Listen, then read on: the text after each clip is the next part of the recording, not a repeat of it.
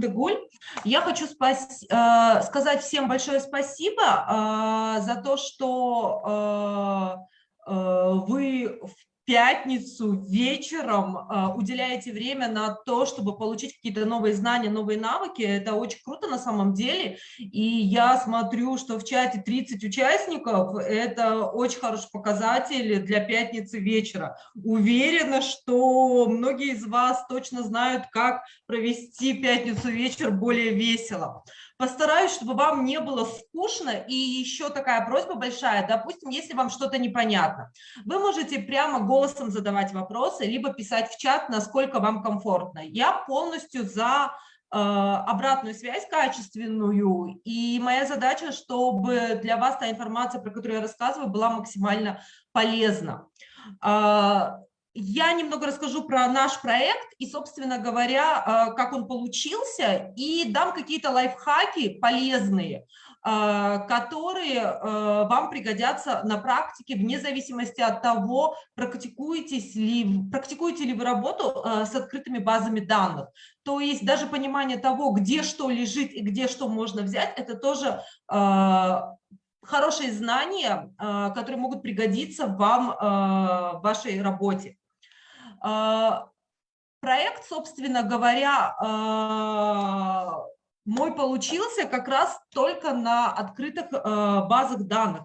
Я практически не работаю со спикерами и живыми людьми в том плане, потому что лично мне работать с документами гораздо комфортнее. Сейчас объясню, почему. Я работаю в журналистике с 2003 года и сама из Павлодара. Последние 3 года живу и работаю в Алматы. И порядка 15 лет я работала в регионе, как в региональных, так и в республиканских медиа, будучи кором. И за этот период я поняла одну такую вещь, что документы, в отличие от людей, не отказываются от своих слов. Если вы практикующие журналисты, наверняка в вашей практике были ситуации, когда спикер вам звонил и говорил: вы меня неправильно поняли, вы неправильно интерпретировали мои слова, я не то совсем хотел сказать. Да, я сказал это, но я думал другое. Вот. Или, пожалуйста, уберите, я там выгляжу в неприглядном свете. Такое, к сожалению, часто бывает. Более того, если спикер говорит на какие-то резонансные важные темы, и дело может дойти до суда, то очень часто бывает такое, что они отказываются в суде от своих слов, и если пока им не предъявишь видеозапись их речи, они делают вид, что они не помнят, что они говорили эти вещи. И когда ты работаешь с такой чувствительной темой, как бюджет и бюджетные деньги, и вообще все, что связано с финансированием каких-либо проектов за счет государства, то лучше доверять документам. И документы, как я уже говорила, от своих слов не отказываются. Поэтому, исходя из своей любви к документам и к открытым источникам, я и построила свой проект, потому что открытые базы в Казахстане, если судить по Центральной Азии, мы впереди всех. Чуть-чуть отстаем от качества открытых баз по России, потому что там есть еще базы по декларированию доходов чиновников, и там есть открытые базы недвижимости, но в остальном у нас все неплохо вполне по открытым данным, и то, что вы не можете получить от чиновника, вы можете получить просто в документах, которые лежат в открытом доступе, доступны всем. Таким образом, когда я открыла ProTenge, я определенно точно знала, что я буду работать только с документами и в меньшей степени с людьми. За год мы, если 1 или 2 запроса написали, то хорошо. Все остальное – это база данных госзакупок, это госреестр, это ОПИ-ДФО. Сейчас о них чуть позже. Но сначала про возможности, про, скажем так, эксклюзивную информацию, которая реально может что-то изменить в лучшую сторону, которую, допустим, мы нашли в открытых базах данных. Возможно, кто-то не знаком с нашим проектом, я расскажу буквально коротко, как это работает. Допустим, вот мы делали видео про госзакупку, про госкомпанию, которая потратила 41 миллион тенге на фитнес в 2019 году, вернее, в 2020 году, в год пандемии. Как они это смогли, это хороший вопрос, потому что большую часть года спортзалы были закрыты. И планировала в 2021 году потратить еще 27 миллионов тенге на фитнес. Я думаю, любой практикующий журналист понимает, что никогда никакая госкомпания не устроит пресс-конференцию и не сделает на этой пресс-конференции харакири, буквально признавшись в том, что она тратит десятки миллионов тенге на фитнес-абонементы для своих сотрудников. Но если вы умеете работать с базами данных, то вы можете найти эту информацию самостоятельно и опубликовать ее. Мы не обращались ни за какой подтверждающей информацией, потому что на наших руках был полный перечень документов от договора до сумм денег, которые они выплачивали, когда выплачивали, включая акты выполненных работ. Таковы возможности сайта государственных закупок. И что еще замечательнее, что работая с открытыми базами данных, ты можешь реально влиять в лучшую сторону на то, как в стране распоряжаются бюджетными деньгами, насколько эффективно это работает. Вот этот материал, видео, когда мы сняли о расходах на фитнес, мы его выложили в пятницу вечером, в районе 9-10 вечера. Это было не самое удачное время, не самое удачное решение, но тем не менее наши читатели нас очень сильно поддержали, и буквально в субботу, на следующее утро, эту закупку отменили. То есть таким образом мы лишили сотрудников трудового центра возможности потратить 27 миллионов на фитнес-услуги. С учетом их зарплат, которые гораздо выше по рынку, я полагаю, что они самостоятельно могут купить себе фитнес-абонементы. Будем надеяться, что эти деньги потратили с лучшим эффектом. Еще у нас были и другие кейсы, которые мы делали на базе госзакупок. С учетом того, что я ограничена по времени, я постараюсь больше практики дать, чем рассказа о том, какие мы молодцы. Хотя мы молодцы. Вот. У нас были отмены и других госзакупок, даже включая закупки на... Сейчас я подвину чуть свое окошечко. Закупки на статьи про статью Ельбасы на 72 миллиона в Кызылординской области. Просто какие-то космические деньги на промо-статьи Ельбасы, которые написали много лет назад. Вот. Либо какие-то закупки, когда люди хотят купить себе крутые классные гаджеты нас компании по завышенным ценам. Мы это тоже видим. И когда публикуем эти данные, компетентные органы реагируют. Вот, допустим, по закупке ноута была реакция аудиторов Финконтроля, и по их письму они вынуждены были отменить эту закупку. То есть наши читатели очень активно нам помогают в нашем деле.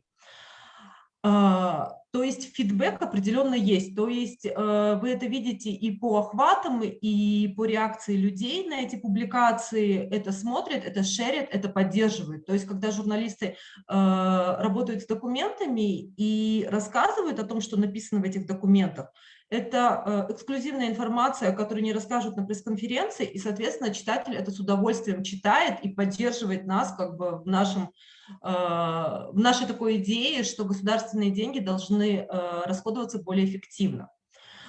Теперь покажу вам уже конкретные предметные лайфхаки с баз данных. С учетом того, что баз данных много, лайфхаков много, у нас сегодня такой будет экспресс-тур. Вы можете скринить, готовить вопросы, задавать вопросы в процессе.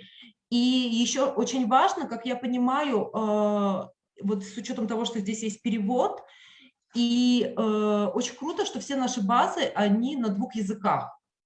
Соответственно, все, что вы видите, отскринив это, вы можете применить и на казахский язык, в том плане, что вам будет там также комфортно, как и мне на русском языке работать и с казахоязычной версией сайта. Вот, то есть все документы, они дублируются, поэтому это безусловное преимущество, и здесь вы можете этим воспользоваться в той же мере, что и я. Смотрите, возможно, кто-то из вас имел уже опыт работы на сайте госзакупок, но я буду сразу, скажем так, говорить для 2 аудиторий. Для тех, кто не имел опыта работы с сайтом госзакупок, и для тех, кто в нем хорошо ориентируется, чтобы у всех было по возможности получить максимум пользы от этого ресурса. Один важный момент, когда вы заходите на сайт и, допустим, пытаетесь что-то найти, очевидно, ну, то есть, когда вы просто заходите, там у вас будут все свежие последние лоты. Ну, то есть, что последние выложились, те первые, эти лоты в числе первых вы и будете видеть. Возможно, они для вас не будут представлять какой-то конкретный интерес. Они могут быть не такими, условно говоря, веселыми, как закупки на фитнес или статьи про статьи Ельбасы, или закупки айфонов и AirPods за много денег. Но есть одно такое преимущество у сайта госзакупок, он немножко работает как Google. Вот здесь вы видите стрелочку в наименовании объявления, у меня написано «позитивный имидж». То есть, во-первых, когда вы видите очень много полей для заполнения, вам не нужно заполнять их все. Люди, когда впервые попадают на сайт госзакупок, они видят какое-то огромное количество полей, огромное количество информации. Это вызывает дискомфорт определенный, и это нормально. Это как переехать с Android на iOS или с iOS на Android. И когда вы впервые пользуетесь какой-то новой системой, это немножко пугает. Это нормально. Вот. Чем чаще вы будете заходить на тот или иной сайт, тем лучше вы будете там ориентироваться. И, соответственно, есть много способов поиска на этом сайте. Вы можете просто скроллить ленту, как в Инстаграме, да, от свежих постов к более старым постам. То же самое здесь, от свежеопубликованных закупок к более давним. Вот. Но вы можете также искать. У меня есть несколько, я это подразделяю на два способа поиска закупок. Это целевой, когда вы знаете, что вы ищете, и вы хотите найти конкретную сумму.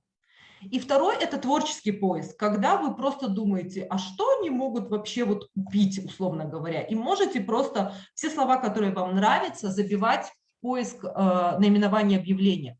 То есть вы можете игнорировать все остальные строки и в строку наименования объявления забивать слово, допустим, позитивный имидж, алкоголь, сигареты, виски, я не знаю, вилла, ремонт дома. То есть все, что придет вам в голову. И смотреть, что вам выдает эта система. Вы можете забить фамилию Токаев и посмотреть, сколько портретов Токаева Токаев и увидеть, сколько потратили денег на промо послания Токаева, а потом забить Ельбасы Назарбаев и посмотреть, сколько потратили денег на то, чтобы продвинуть статьи Ельбасы, и сравнить эти цифры. То есть творческий поиск – это все зависит от той идеи, которая у вас в голове и которую вы хотите проверить, понимаете? То есть вы еще не уверены в результате, и вы такие думаете, а как это так работает? А давайте я попробую, я не знаю, шляпы поискать, все что угодно, все, что вам нравится. То есть по тому же принципу, как вы приходите в Google и ищете то, что вот вы хотите, то же самое и здесь. Не все даже, кто часто пользуется сайтом госзакупок, знают, что вот эта поисковая система, она работает, условно говоря, по принципу Google. Это что касается творческого поиска. Теперь, что касается целевой поиск. Это вот следующие две стрелочки, пожалуйста, обратите на них внимание, финансовый год и организатор. Условно говоря, деньги тратит кто-то конкретный, какая-то конкретная организация, госучреждение, либо компания с участием там, государства, с долей государства. То есть есть конкретное юридическое лицо, которое тратит эти деньги. У вас у всех есть ИИНы, как у физических лиц. У юридических лиц есть БИНы. Наверняка многие из вас об этом знают. БИН очень легко загуглить. Гуглите БИН компании, который вы хотите проверить, вбиваете сюда БИН, и чтобы ограничить поиск закупа, можете вставить финансовый год, можете сумму вставить, а можете просто БИН организатора закупки вбить, и он вам покажет закупки только этого организатора. Скажите, пожалуйста, на данном этапе все ли вам понятно, и насколько комфортно переводчику, не быстро ли я говорю?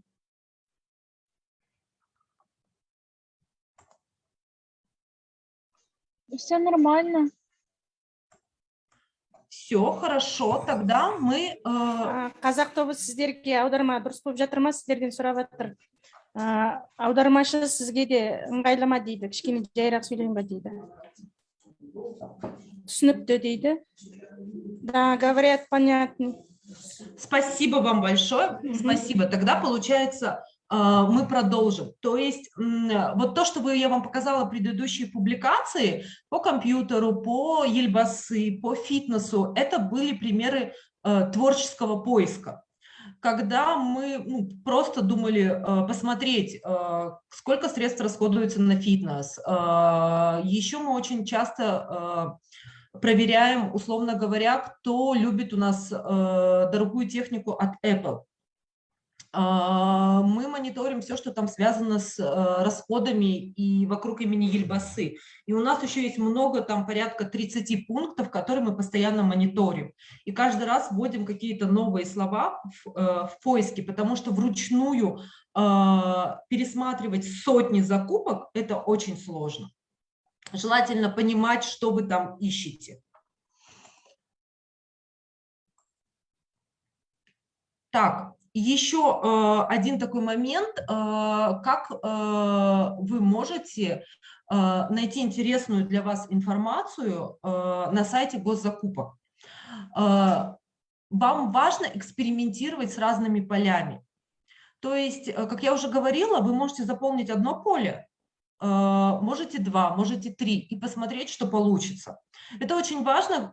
Если вы хотите хорошо научиться ориентироваться в любых базах данных, а это очень-очень полезный навык, потому что чем больше времени пройдет, тем большее количество баз данных будет появляться. И, соответственно, ориентирование в этих базах данных – это очень-очень полезный навык. И я вам очень рекомендую, если вы с какой-то базой данных, вам там некомфортно, то значит проводить в ней больше времени. Вот, допустим, на сайте госзакупок можно посмотреть самые маленькие траты и самые высокие траты. Вот, допустим, мы взяли Туркестанскую область, очевидно, да, что сейчас в нее идет огромное количество вливаний. И очень важно было нам посмотреть, как много, вот здесь, по-моему, цифра свыше миллиарда тенге стоит, денег, лотов дорогих, которые стоят больше 1 миллиарда тенге, было разыграно в Туркестанской области, допустим, за 2020 год. И мы очень легко получаем эту цифру, то есть потратив буквально 1 минуту. Если вы захотите спросить об этом Шукеева, то вам придется написать запрос и ждать его 3 недели. Если не писать запрос Шукееву, то эту информацию можно получить за 4 минуты. Получается, мы выделяем место поставки, выделяем сумму закупки с миллиарда и финансовый год. И вот здесь в самом низу под «Найти» вы видите, что показано всего 33 записи. То есть мы сразу же вычленили только 33 закупки из многих-многих-многих тысяч. И, соответственно, таким образом, экспериментируя с разными полями заполнения в любой базе данных, вы можете получить разные результаты и разные данные для аналитики, чтобы потом эти данные анализировать и из них, скажем так, чтобы они потом вдохновляли вас на какие-то крутые публикации. С учетом того, что я допускаю, что здесь есть люди, которые довольно редко работают с базой госзакупок, я бы хотела дать несколько лайфхаков именно для новичков. Я очень часто в своей практике видела, когда коллеги брали и прибавляли цифры, которые нельзя прибавлять. И таким образом выдавали в своих публикациях некорректные данные. Более того, их редактора, которые, казалось бы, должны были это увидеть и проконтролировать, они в силу того, что тоже не понимают, как работать с базами данных и их логику, они эти материалы потом выдают в печать. Потом им звонят из Акимата и говорят: вы дали некорректные данные, и они вынуждены их удалять. Что делать, чтобы не попасть в такую ситуацию? Смотрите, очень часто вы там можете встретить идентичные лоты, ну, то есть когда одинаковое название, одинаковая сумма, только разные даты.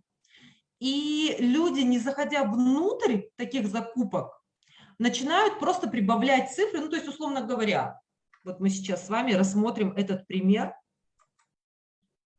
с вертолетами Акимата ВКО. То есть это я не буду показывать конкретные СМИ, показывать скрены СМИ, которая выдала неправильные данные, но хочу разобрать этот кейс, чтобы вы понимали, как не надо делать. Это очень важно. Допустим, вы видите, что в главном поле, что Акимат закупает услуги воздушного транспорта. Ну, по сути, это услуги вертолета. И на главной странице вы увидите, что закупки 102 миллиона тенге, но не видите, состоялись закупки или нет. Но если вы зайдете внутрь, а не все журналисты это делают, то увидите внутри, когда посмотрите информацию о победителях, что закупка не состоялась. Вы можете увидеть 3-4 идентичных лота.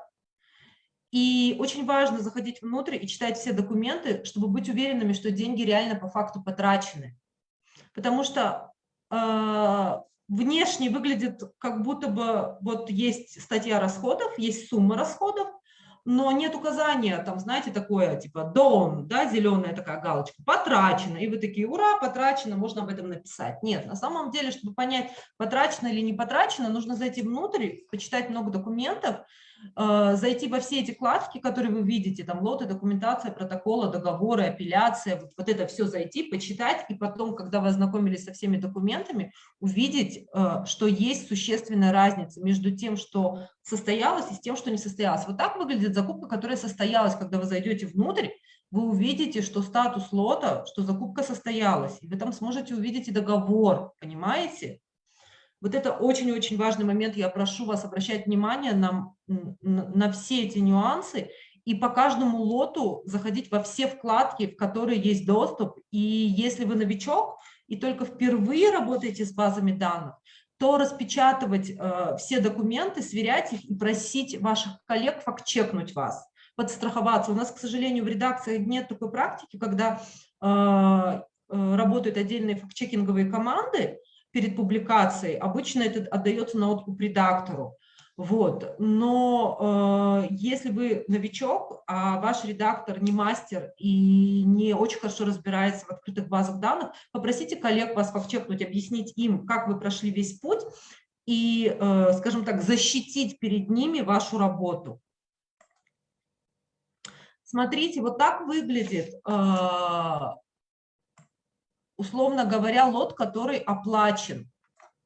Вот, видите информацию об оплате, когда вы заходите, вы здесь конкретно увидите, вот это все те же перелеты вертолетом и стоимость за каждый перелет. 2 миллиона 746 тысяч, 3 миллиона 138 тысяч, там, 1 830 000. У нас Акимат ВКО и Даниил Ахметов единственный в стране Аким, который официально тратит деньги на перелеты внутри области. У нас даже у Акима Алматы, у Акима Нур-Султана нет расходов на вертолет. Так что можно Даниила Кинжитаевича с этим поздравить. У него есть вертолет за счет налогоплательщиков Восточно-Казахстанской области. И то есть те закупки, которые я показывала вам раньше, вот, допустим, вот закупка, которая не состоялась, вот вы, когда пойдете в оплату, вы там не найдете оплаченных счетов, а в той закупке, которая состоялась, вы найдете оплаченные счета. Я не знаю, читает ли кто-нибудь из вас телеграм-канал Расайтаман, который ведет Багдад, потому что он ведет его на 2 языках. И Багдад как раз, когда рассказывает о статьях, которые, вернее, о деньгах, которые акимы тратят на пиар их статей, вот в этих случаях Багдад как раз заходит вот сюда в информацию об оплатах, открывает вот эти все синие системные номера, видите же вот эти циферки все. Все, что синим, это значит активно, открывает их, видит акты и видит, за какие статьи и сколько было заплачено. Багдад молодец, он не ленится, он открывает все документы и выдает только проверенные, подтвержденные данные. На самом деле, для тех, кто часто бывает в базе данных госзакупок, они там ориентируются уже буквально с закрытыми глазами, так же, как и вы, когда открываете привычное приложение в своем телефоне. Новичкам сложнее, но это нарабатываемый навык, и я считаю очень-очень полезный. Потому что главная проблема журналистов – это тема, да, где взять тему, о чем написать, о важном, интересном, полезном. И в этом плане базы данных могут очень сильно вам помочь. Еще один такой лайфхак хочу вам показать, потому что не все изучают планы госзакупок, то есть вы можете заскринить экран и потом тоже поэкспериментировать. Если вы зайдете в планы госзакупок, то вы там можете увидеть цифры, которые вы не увидите в объявлениях, скажем так. Так же, как и в договорах. То есть я вам рекомендую вот в этой строке в реестре изучать планы госзакупок, под планы ГЗ, и вот чуть ниже под планами ГЗ договора. Сейчас покажу, что там можно найти. Вот, допустим, парламентарии, депутаты Мажилиса. Все вы знаете, что им выдается служебная машина. Мажилисменов у нас больше сотни. На каждого служебная машина. Это много денег, да? Но мы журналисты, мы не можем написать, что они тратят на это много денег. Нужно знать, сколько именно денег они на это тратят. Опять же, вы можете написать запрос и ждать, пока вам ответят, и гадать, ответят ли вообще. А можно просто загуглить это на государственных закупках. Если вы зайдете в планы госзакупа и в договора, вы увидите там конкретные цифры. Вот как это работает. Смотрите. У парламента есть БИН, их контора, которая отвечает за обеспечение парламента, называется Управление материально-технического обеспечения. До 2016 года они назывались Хозяйственное управление парламента. Ну, то есть очень легко было найти. Потом было много публикаций на тему их высоких расходов, ну, например, пятизвездочные гостиницы для депутатов. Я полагаю, это мое личное мнение, что после этого они решили замаскироваться и называться Управлением материально-технического обеспечения. Но кто ищет, тот всегда найдет, а мы хорошо ищем. Поэтому мы нашли их БИН. Вот здесь, где наименование заказчика, вы видите цифры. Это БИН парламента, ну, то есть управление, которое отвечает за то, чтобы депутатам хорошо работалось и хорошо жилось в Нур-Султане. И вот что мы видим. Видите, 413 записей у нас, и вот что мы видим. Услуги по аренде легковых автомобилей. Это не конкурентная среда, поэтому вы их в объявлениях на главной странице не увидите. То есть вам нужно там знать какие-то там пару других кнопочек, чтобы увидеть, сколько они тратят. Эти данные, по-моему, на 2020 год было. Видите, 1 миллиард 141 миллион тенге. Услуги по аренде легковых автомобилей. То есть, чтобы депутаты из пункта, ну, то есть из дома на работу ездили и обратно, и, возможно, по каким-то делам, это обходится бюджету больше, чем в 1 миллиард тенге. Я думаю, очень существенная цифра, и на этом можно было бы прилично сэкономить. Откажись они от автомобилей. Скажите, пожалуйста, мы сейчас перейдем к другой базе данных. Если у вас вопросы по госзакупкам, пожалуйста, не стесняйтесь их задавать, потому что это очень важно, прежде чем мы перейдем к другой базе данных. Можно, пожалуйста, такой вопрос? Да, Вот я, допустим, как физическое лицо, могу ли я вот брать отсюда данные и публиковать? То есть это будут точные данные, никто мне претензий никаких предъявлять не будет, правильно же, да? Вот такой, смотрите, есть закон о доступе к информации. И согласно этому закону о доступе к информации, каждый гражданин Казахстана имеет полное право знать, на что тратятся бюджетные деньги. Более того, это прям закреплено законодательно. И, соответственно, вам для того, чтобы запрашивать эту информацию и распространять, не нужно чье-либо разрешение и благословение. То есть ваша главная задача, как и нас всех, только чтобы эти данные были корректны. То есть абсолютно, как физическое лицо, не будучи ни журналистом, ни адвокатом, ни активистом, вы совершенно точно можете мониторить сайт госзакупок, находить там что-то, писать об этом, задавать вопросы, поднимать эти вопросы и обсуждать, выносить эти вопросы на обсуждение. Абсолютно это ваше законное право.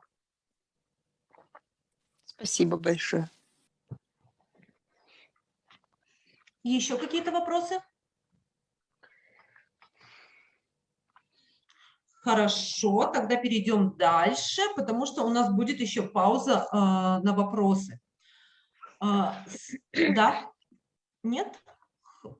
Хорошо, продолжаем тогда.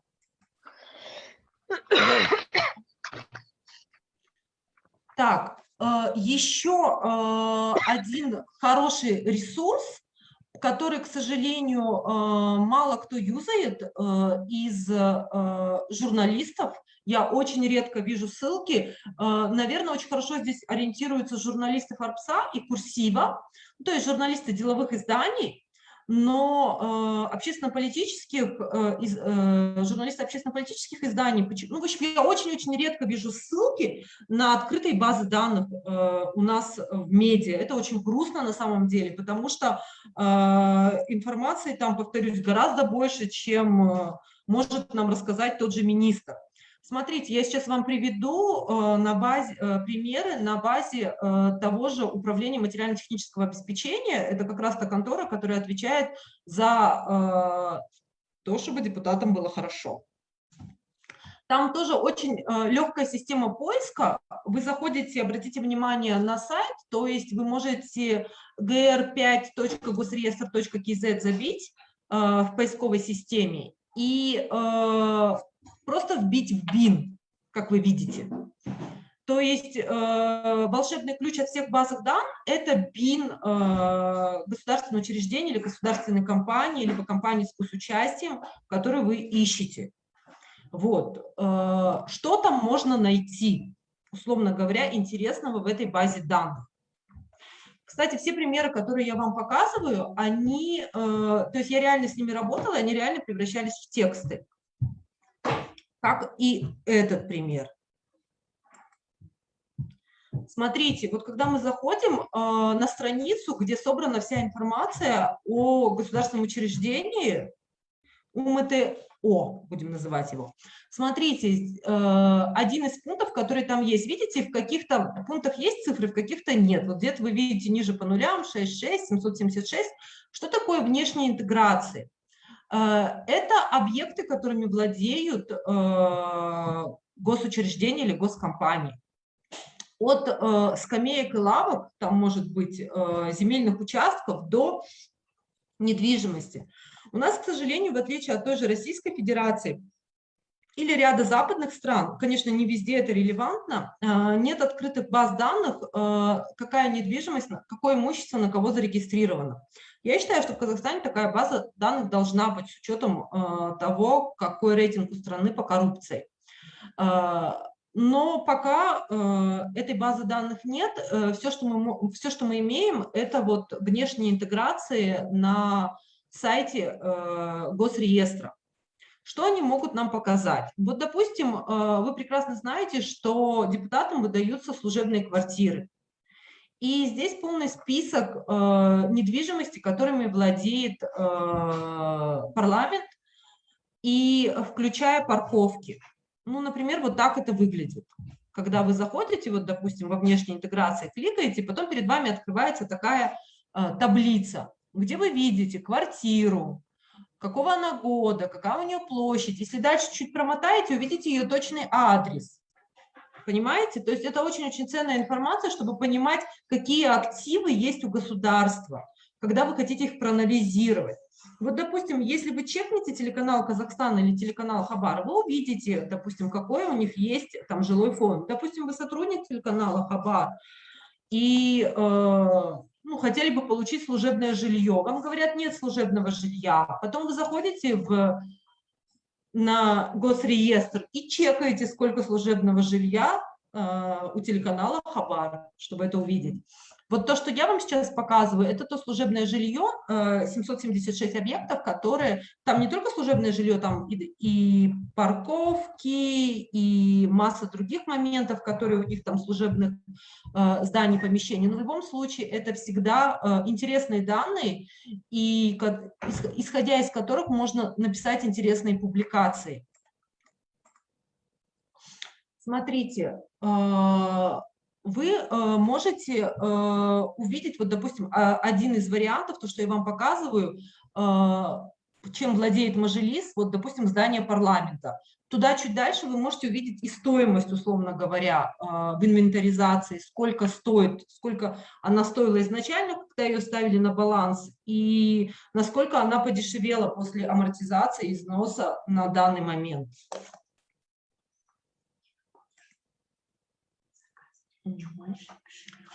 Смотрите, еще очень важно, что вы видите на сайте Госреестр, это все цифры, которые есть по этому госучреждению или по этой госкомпании. Это очень-очень важные данные для анализа. От того, сколько там людей работают, до того, какие у них доходы и расходы. Вот, то есть... И это очень круто, когда вы можете анализировать, растет ли у них, то есть раздувается ли у них штат или не раздувается у них штат, увеличивают ли они свою расходную часть или не увеличивают. Вот это цифры того же парламента. Посмотрите, если в 2015 году нам парламент еще в 11 миллиардов обходился, то в 2019 году почти 15 миллиардов тенге, а сейчас еще больше. Эти данные у меня к 2020 году, то есть они за последний год всегда запаздывают с обновлением. Вот, это у меня, я делала этот скрин осенью прошлого года. То есть если вы сейчас обновите, то вы увидите уже данные и за 2020 год. Еще один очень важный момент, я бы хотела перейти к аудиторским отчетам, опять же в этой же базе данных Госреестр, но предварительно хочу уточнить, есть ли вопросы по внешним интеграциям, ну то есть тем активам, которыми владеют организации госкомпаний. А можно у меня такой вопрос? Да, Скажите, пожалуйста, вот БИН организации мы где можем увидеть и узнать? Хороший вопрос, Ботакос. Вы можете просто вбить, допустим, вы ищете БИН прокуратуры Павлодарской области. Так и пишите в Гугле БИН прокуратуры Павлодарской области. И она вам выдаст ГУ, прокуратура Павлодарской области, БИН такой-то. Еще не было в моей практике, чтобы нельзя было загуглить БИН. Это абсолютно открытая информация, которая гуглится. То есть первые же 3 ответа на выдачу в вашем запросе, неважно в какой поисковой системе вы ищете, в Яндексе или в Гугле, он вам выдаст БИН. Вы можете поэкспериментировать, допустим, вы знаете какую-то компанию, известную вам, любую, вы можете загуглить там БИН, там, я не знаю, Самрук-Казана, БИН Национального фонда, БИН администрации президента. Прям поэкспериментируйте, поищите БИНы, чтобы набить руку. Даже если у вас не очень корректное название этой организации, то, как правило, он вам выдаст правильный вариант. Но если только название не дублируется. Вот, допустим, когда я вам показывала выше, вы видели, что управление материально-технического, что организация, которая обеспечивает парламент, называется управление материально-технического обеспечения. Но есть еще такое же управление, и дальше написано Генпрокуратуры. То есть если вы загуглите БИН УМТО, то он вам в первую очередь выдаст БИН Генпрокуратуры, а потом парламента. Поэтому вам просто нужно быть внимательными, когда у вас идентичные названия, чтобы убедиться, что вы нашли именно ту организацию или компанию, которую вы искали. Но если это не, ну, то есть если вы ищете БИН администрации президента, то вы с большой вероятностью очень легко его найдете.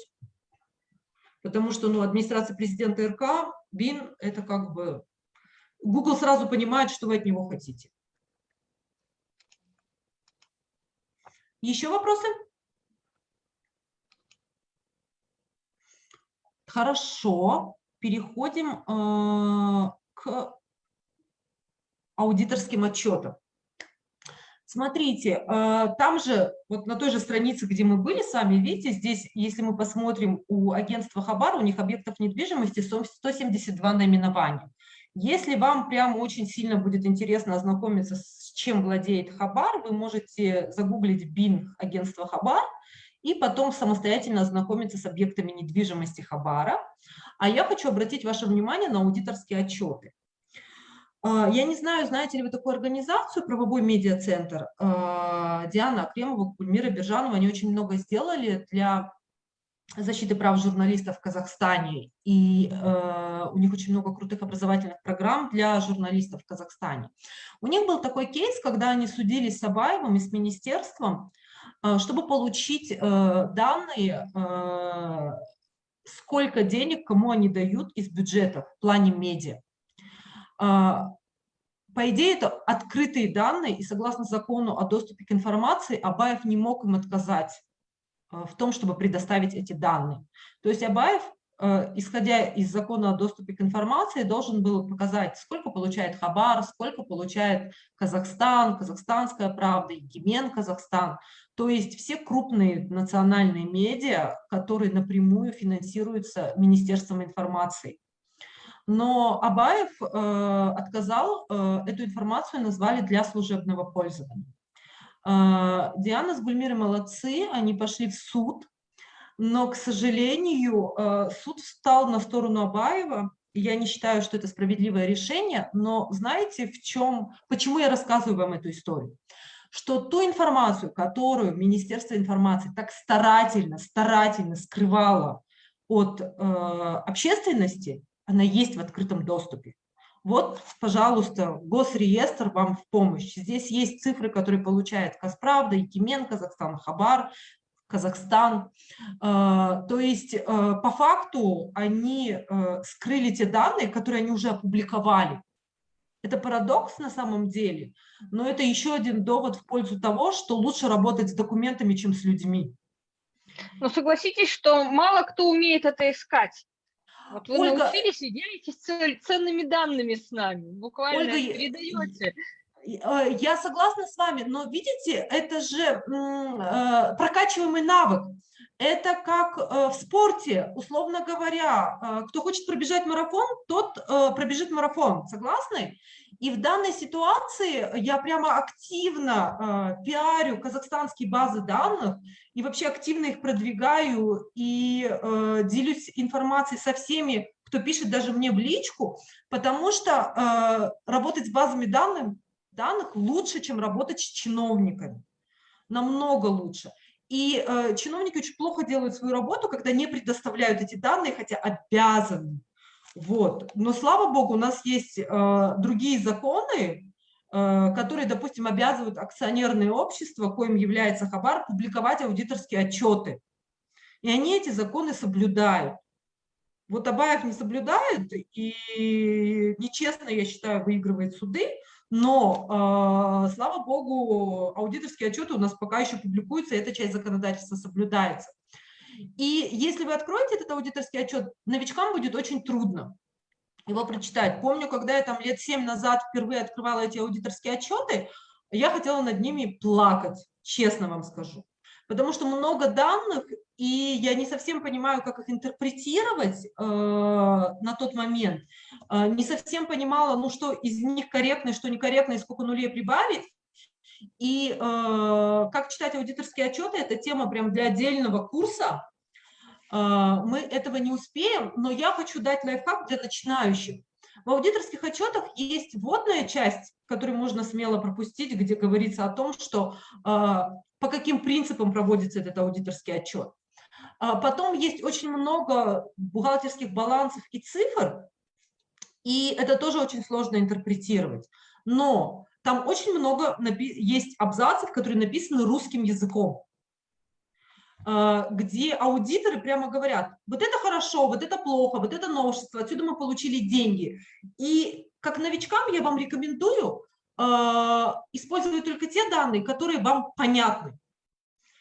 А там, где у вас вопросы, обращаться к людям, которые в этом немножко понимают, там, я не знаю, к экономистам, финансистам, коллегам, Чем чаще вы будете эксплуатировать те же аудиторские отчеты в своей профессии, в своей работе, тем легче вы будете их воспринимать.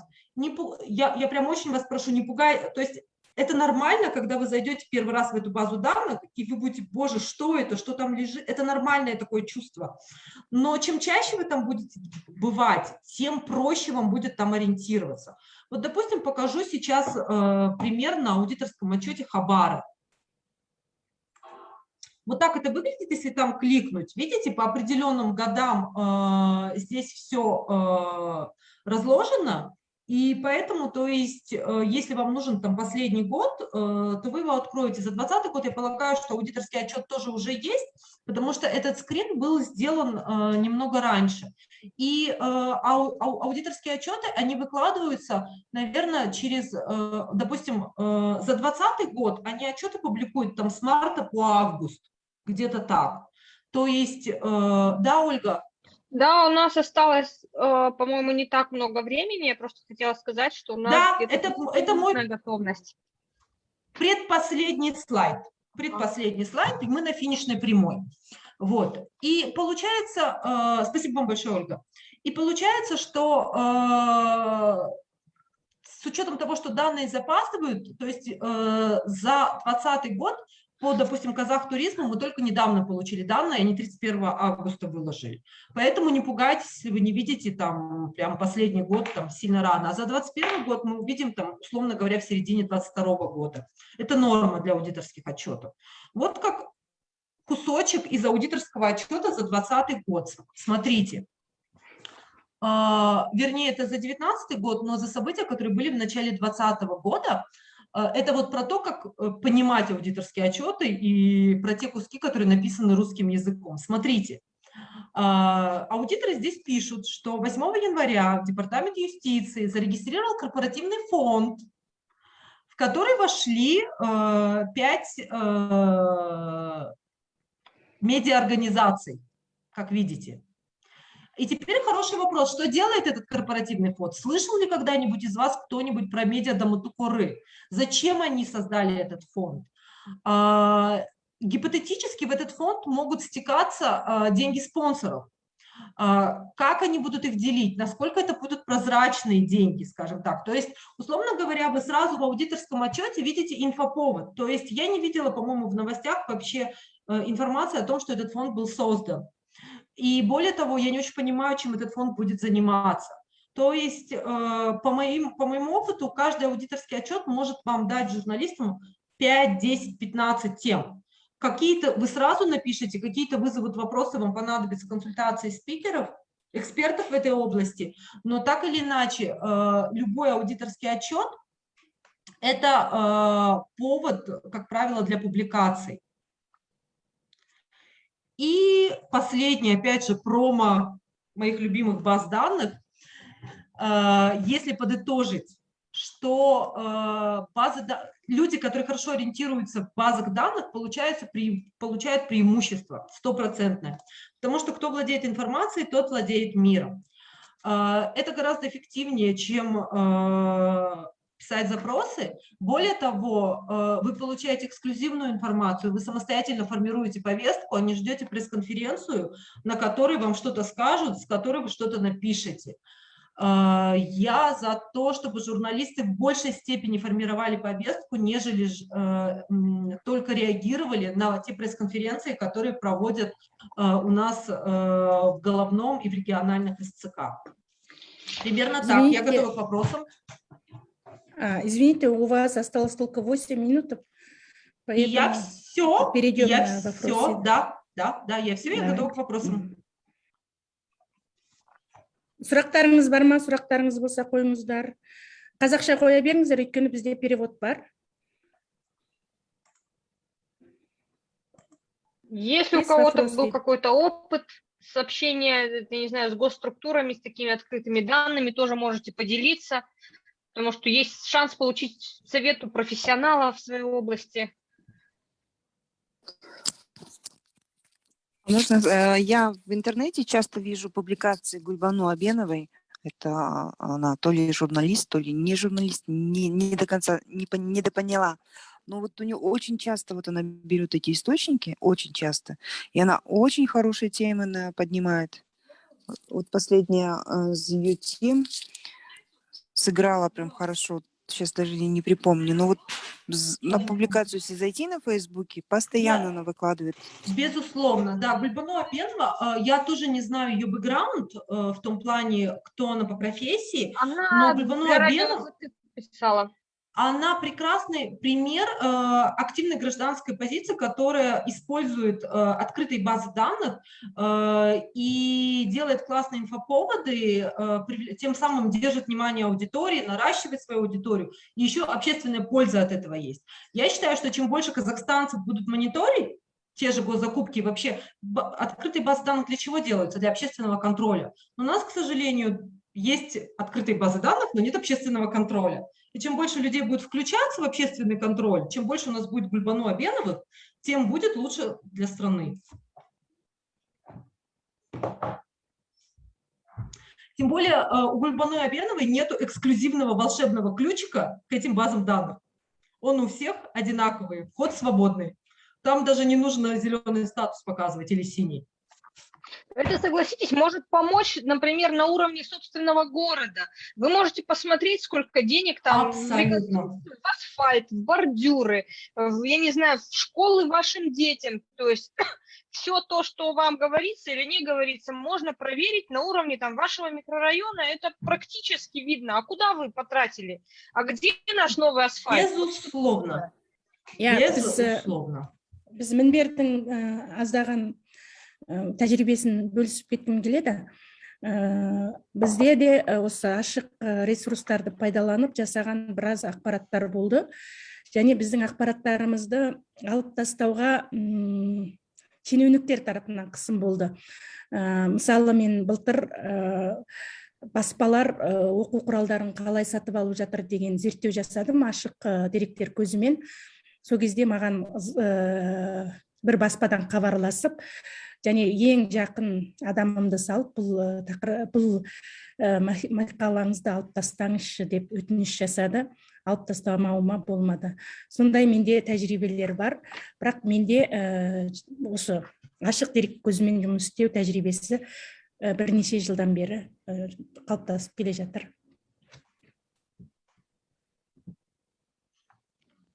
Можно попросить вас помочь, потому что я неплохо понимаю речь, но я боюсь ошибиться со своим контекстом, поэтому... Аудармашы бар, аударған шығар деп ойлаймын. Sorry, я не включила перевод одновременно, поэтому, возможно, мне организаторы помогут буквально в 2 словах, чтобы я была уверена, что я правильно поняла. Альфия, аударып берші.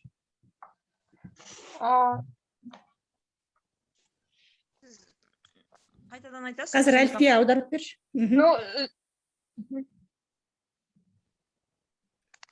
Альфия. Мен толық тыңдамай қалдым. Естілмей қалды. Sorry. Я могу... Я так понимаю, что...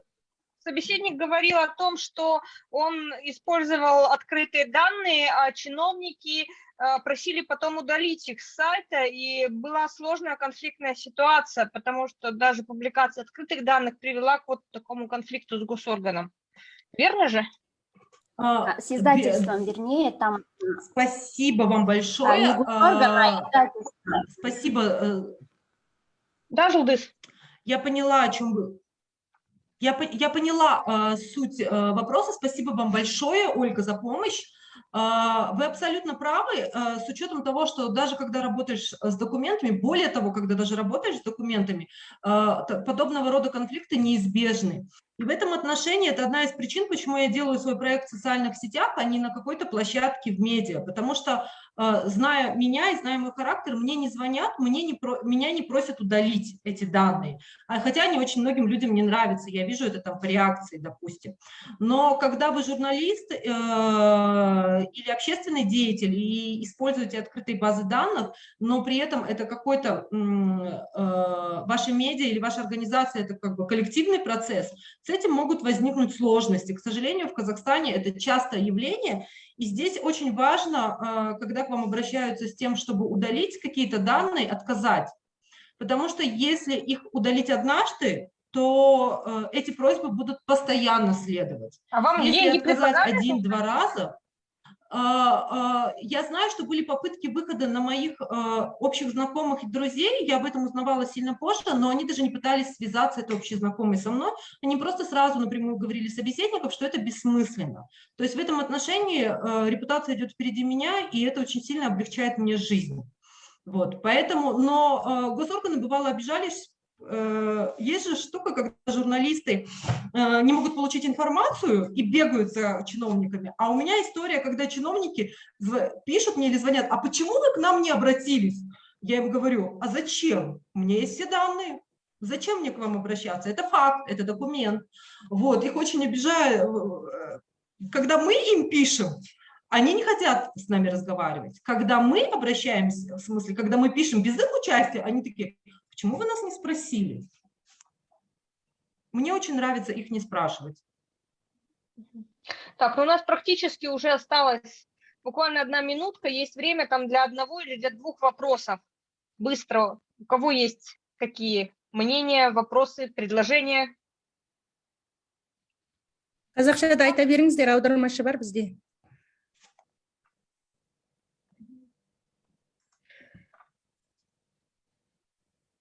Так, а вот мне интересно, на казахском или на русском вас больше считают?